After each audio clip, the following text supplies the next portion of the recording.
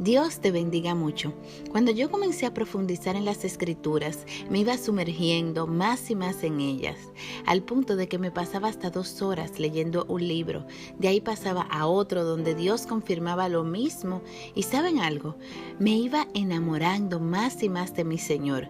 Era como una necesidad de seguir recibiendo revelaciones y no quería que acabara ese maravilloso tiempo de ver cómo Dios me estaba hablando a través de su palabra.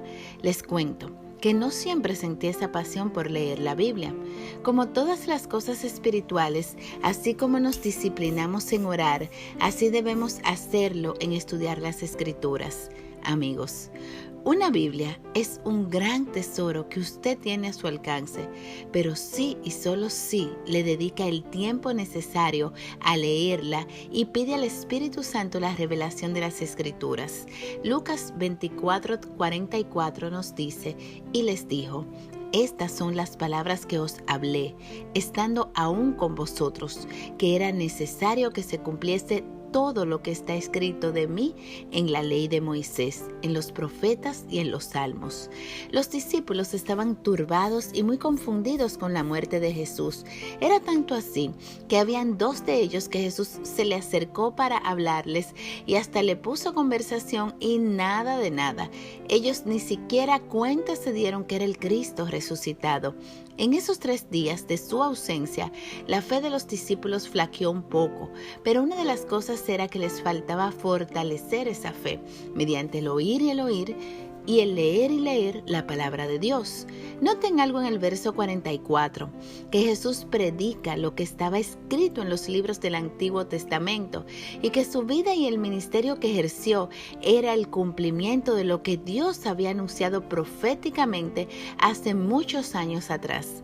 Jesús estudiaba las Escrituras y era un hacedor de ella. Y ese mismo mensaje le llevó a sus discípulos. Lo que pasa es que no habían entendido, no se les había revelado aún el Mesías prometido. Lucas 24:45 establece: entonces les abrió el entendimiento para que comprendiesen las Escrituras. No fue hasta este momento que los discípulos se dieron cuenta que realmente era Jesús y que había resucitado. Por eso es tan importante cuando leemos las Escrituras pedir el entendimiento y que seamos llenos del conocimiento de su verdad.